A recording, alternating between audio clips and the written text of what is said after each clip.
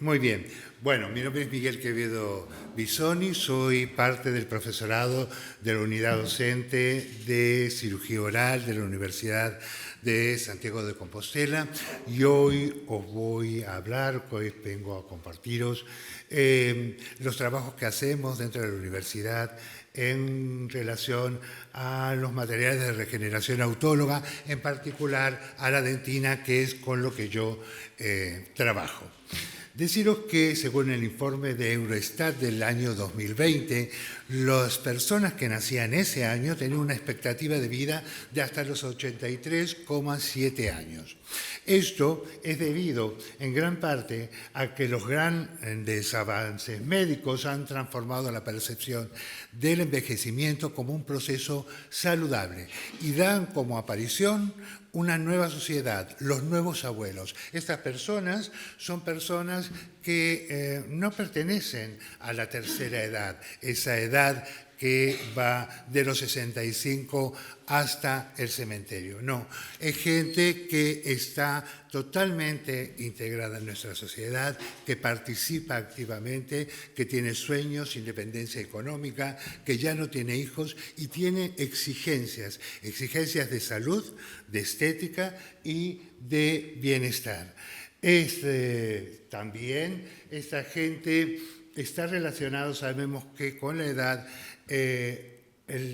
la cantidad de dientes y la salud están íntimamente relacionados. Y a medida que avanza la edad, también perdemos dientes y esta pérdida de dientes está relacionada, como bien nos indicaba María y también Elena, con enfermedades sistémicas. Entonces, estos pacientes hay que darles a todos un entorno de salud. Ya no basta con darles prótesis removibles o prótesis completas, no, requieren un tipo de respuesta más alta en cuanto a calidad protética. Para esto es fundamental contar con hueso. Desde el año 1965 hasta la actualidad, año en que Brånemark vertía sus conceptos sobre la osteointegración, hasta el día de hoy, los conceptos de la implantología han cambiado radicalmente. Antes solamente se pretendía que la prótesis se amarrara al hueso y ahora no. Ahora tiene unas exigencias estéticas muy altas, por la parte requiere un esfuerzo funcional muy grande, una respuesta mecánica muy buena y además se pretende inmediatez. Si no tenemos hueso para que poder colocar en un espacio ideal el implante, colocarlo en una situación tridimensional, porque al fin y al cabo un implante es la prótesis de una raíz y esta raíz tiene que estar ubicada en donde la corona del diente va a actuar. Por tanto, la tenemos que ubicar idealmente. También tenemos que tener un perfil de emergencia, es decir, que parezca que esta corona sea natural. No puede estar extendida mucho ni hacia afuera ni hacia atrás porque retendría comida y entonces esto se le llama cantilevers y no nos conviene tenerlas. Por tanto, si tuviéramos un buen hueso, no nos ocurriría demasiado de esto. También la ausencia de buen hueso haría que nuestras prótesis sean muy complejas y que se rompieran más fácilmente, que produjeran reabsorción del hueso, creando nichos que alrededor del implante formarían una enfermedad a la que llamamos perimplantitis. Y, por otra parte, también tenemos que evitar con nuestros implantes, esquivar, digamos, estructuras anatómicas importantes como son el nervio dentario, las fosas nasales, los senos maxilares. Por tanto, debemos contar siempre con técnicas para regenerar o preservar el hueso. Fundamentalmente, preservarlo si en la medida de lo posible, es decir, cuando se produce una extracción dentaria, el hueso que sostenía esta raíz, el alvéolo, se ve reabsorbido, desaparece. Y entonces esto nos obliga a colocar el implante en una situación que no es la ideal. Si podemos prevenir esta reabsorción, le vamos a llamar preservación alveolar. Y entonces, de este modo, cualquier odontólogo que tenga un pelín más de destreza que solamente sacar un diente, puede también regenerar ese lecho que está dejando, permitiendo a que el cirujano posteriormente coloque un implante en una situación ideal. Ahora bien, si este hueso ya se perdió, lo que podemos hacer es regenerarlo tanto en anchura como en altura. Y a todo esto se le llama técnicas de regeneración ósea guiada. Bien, para que se produzca la regeneración ósea, se deben cumplir 3 condiciones fundamentales. Por una parte, que haya células capaces de formar huesos, es decir, osteoblastos, o células que sean capaces de convertirse en osteoblastos, células mesenquimales. Por otra parte, factores que indiquen esa conversión o que hagan que determinados factores migren hacia el lecho que se desea regenerar o que sean capaces de transformar a estas células mesenquimales. Y por otra parte, una matriz adecuada, un sitio ideal que contenga el volumen en el que se pueda reproducir o que se pueda producir toda esta regeneración ósea. Muy bien, para esto nos valemos muchas veces de biomateriales. Todos los biomateriales, algunos de procedencia sintética o de animales o de otros humanos, de huesos de banco, y tanto los que obtenemos del propio paciente, todos son osteoconductores, es decir, que todos ellos nos van a brindar este espacio en el cual se puede recrear la regeneración ósea. Pero solo uno de ellos es capaz de aportarnos las 3 características que os dije anteriormente, que es el hueso autólogo. Nos va a dar células propias del hueso del paciente, osteoblastos, nos van a dar factores que induzcan la regeneración ósea y, por otra parte, nos van a aportar volumen. Este hueso es muy parecido a la dentina. Si comparásemos la matriz orgánica de la dentina, es muy similar a la del hueso, seguramente porque provengan de la misma capa embrionaria. Ambos tienen una gran proporción, están formados mayormente por colágeno de tipo 1. También una pequeña proporción de otros tipos de colágeno, 12, 9, 7, pero fundamentalmente comparten también proteínas. Proteínas que son muy similares. En el caso de la dentina, además de tener proteínas propias de la dentina, comparte junto con el hueso proteínas no colagenadas que son muy importantes, la osteocalcina, la osteonectina, para la estructura y la formación ósea, pero por otra parte una serie de factores de crecimiento que son comunes que inducen a que se produzca toda esta regeneración ósea. Ahora bien, si yo os voy a hablar de dentina, no es un capricho. Estos estudios de la dentina, si bien no hay demasiados, yo tuve acceso y tengo conocimiento de aproximadamente unos 1000, y en 50 años son muy pocos, pero hubo gente que se ha encargado de estudiarlos bastante bien. Y entonces os voy a mostrar una serie de estudios clínicos que avalan su utilización, demostrando que esto no es solo un capricho. De este modo, por ejemplo, el doctor Kyung-Joo Kim hizo técnicas de preservación alveolar con dientes de otras personas. Es decir, no utilizó material autólogo, sino homólogo, le llamamos nosotros. Y de este modo monitoreó a los pacientes y tuvo una gran respuesta en cuanto a la regeneración ósea. Es decir, que se pueden utilizar también dientes de otros pacientes. Tal es así que en Corea y en Japón ya existen bancos de dientes para la donación de tejidos. Por otra parte, autores como Walbaquez e incluso en estudios propios que realizamos en la universidad, hemos observado que las complicaciones que se dan después de la regeneración, después de la implementación de los injertos con dentina, son complicaciones propias a cualquier cirugía. Es decir, dehiscencias, hematomas, pérdida ósea marginal, se dan comúnmente en casi todas las cirugías. Otros autores, como el doctor Kim, hizo una exodoncia seriada en pacientes y con el propio diente en el mismo momento regeneró el alvéolo. Y obtuvo a los 3 meses pequeñas biopsias, también realizó el implante en el momento y observó que había un recambio de la dentina por hueso de entre un 40 y un 80%.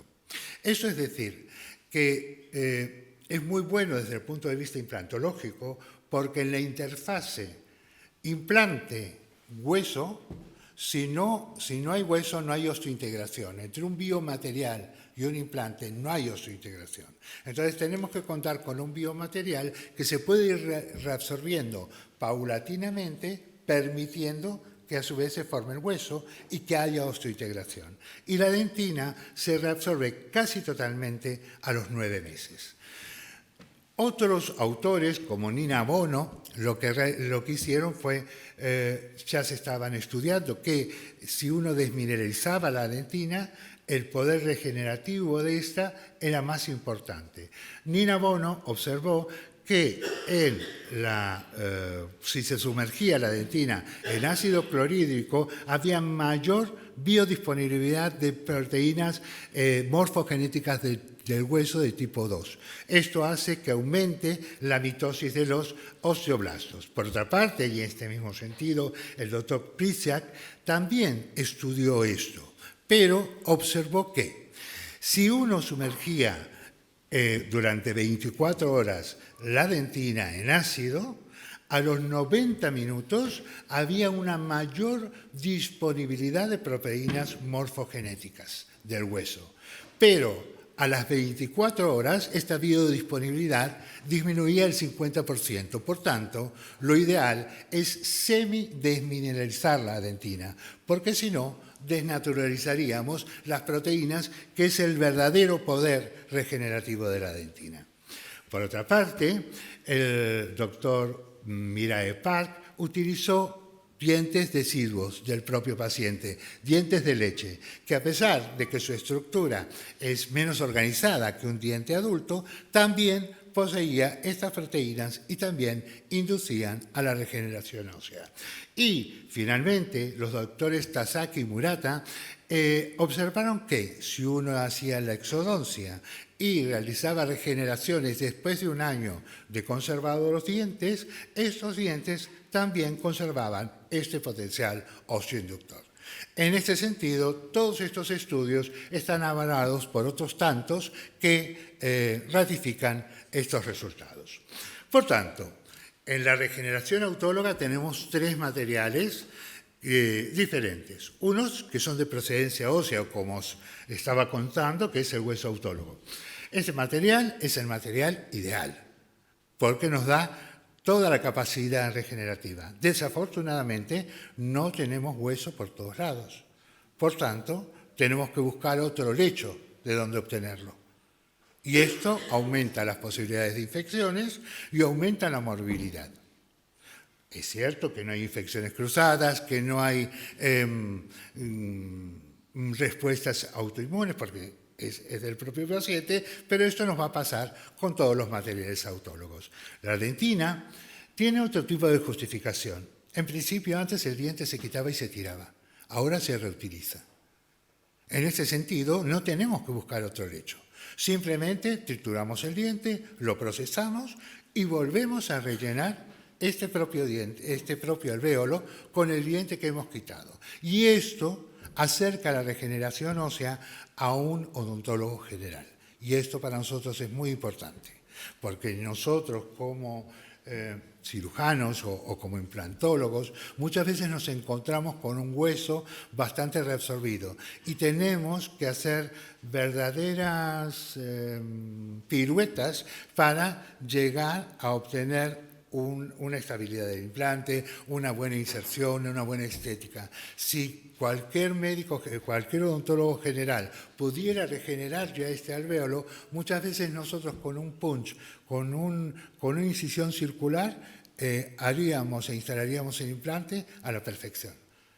Y de este modo también el odontólogo general se sentiría más integrado en toda esta mecánica y flujo de tratamiento. Y un último elemento que obtenemos como material odontólogo es el uso del PRF. En este sentido, el doctor Barbie después nos hablará de esto, pero el plasma rico en plaquetas es algo que estamos utilizando mucho en lo que es la regeneración ósea.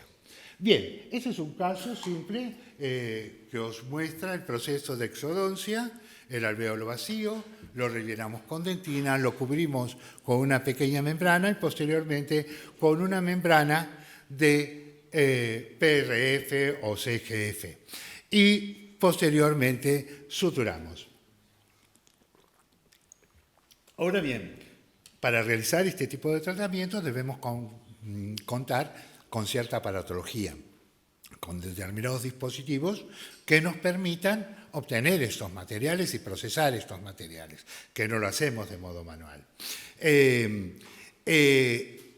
Bueno, me he adelantado un poco. Comentaros que la línea de evolución de los factores del plasma, antes utilizábamos el plasma rico en plaquetas, también rico en factores de crecimiento, y actualmente utilizamos una serie de subproductos de plasma que son concentrados en factores de crecimiento. Esto se hace mediante tubos, centrifugándolos, y de ese modo obtenemos membranas y plasma rico en plaquetas. Bien, esta aparatología que utilizamos, en mi caso, es esta maquinaria, que es la Tooth Transformer para obtener el injerto de dentina, y una máquina centrífuga que en mi caso es la Medifuge. Esta máquina tiene como característica particular que las revoluciones las alterna entre 2400 y 2700 y así obtiene un coágulo de fibrina bastante más denso. La Tooth Transformer tiene dos fases. Por un lado, un molinillo que tritura el diente, dejándonos partículas que estén entre las 400 y 1000 micras. Se sabe por estudios que los osteoblastos tienen mayor afinidad por partículas que ronden entre estos valores que os acabo de comentar. Entonces, en principio, nosotros cortamos el diente en trozos que no superen los 5 milímetros ni que sean inferior a los 3 y los trituramos en este grinder.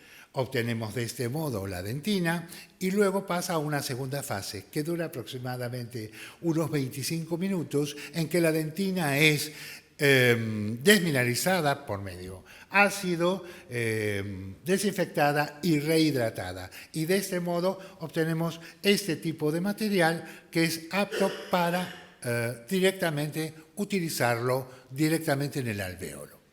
Un paso más allá que podemos dar en la regeneración ósea es mezclar la dentina, el hueso u otros biomateriales con el plasma.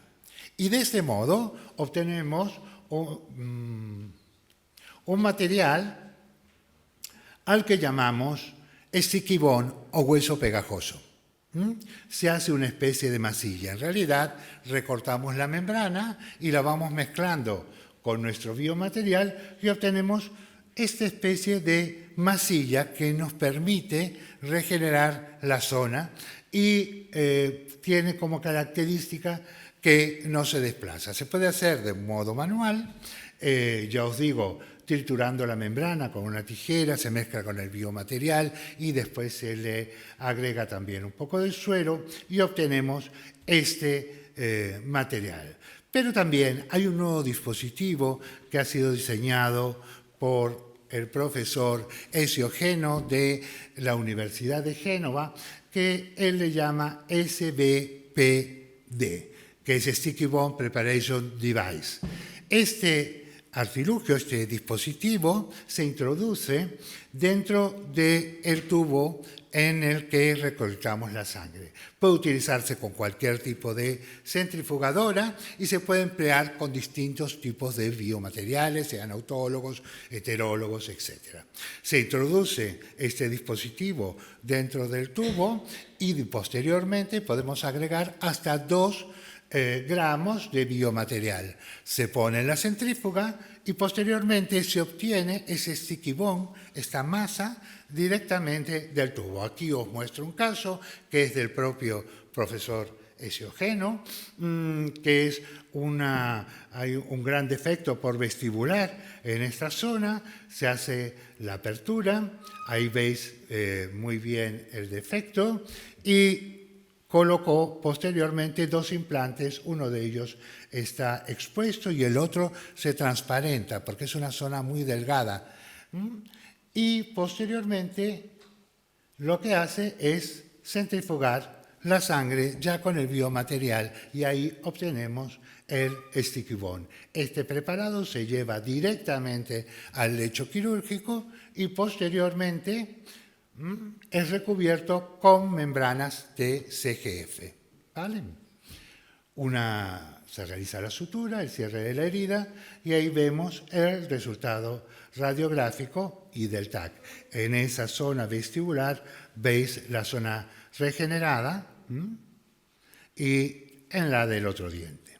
Bien, entonces este dispositivo permite que una mezcla de partículas de material heterólogo o autólogo puede utilizarse con distintas centrífugas y bueno, es un nuevo avance en este sentido de la regeneración. Bien, ahora os voy a mostrar un caso que es un caso propio, clínico, en el que realizamos regeneración con dentina para mostraros un poco el potencial que tiene este biomaterial. Esta paciente acude a nuestra cita porque tiene dolor y un proceso periapical en el diente número 12 y observamos esta sonrisa. La línea media de esta paciente está aproximadamente aquí. Esta paciente en realidad le faltaba el diente 21 que está retenido en la base de la nariz, en la base de las fosas nasales. Este diente, que es el 12 por el que acudía, tiene una fractura, por tanto debe ser exodonciado, pero es una paciente muy joven a la que se realizó este puente, sabe Dios por qué, pero a la que hay que darle una solución que no solamente sea quirúrgica, sino también ortodóntica. Por tanto, se le propone un tratamiento de ortodoncia y, a su vez, un tratamiento quirúrgico de regeneración de estas zonas. Para ello, lo que hacemos es, ahí veis la radiografía, esta es la zona en la que está retenida el 21, que nos pide la ortodoncista que quitemos, y este diente también, el número 12, que vamos a realizar la exodoncia. Bien, allí vemos la ortopatomografía y un 28 que está en realidad no retenido, sino erupcionado hacia vestibular.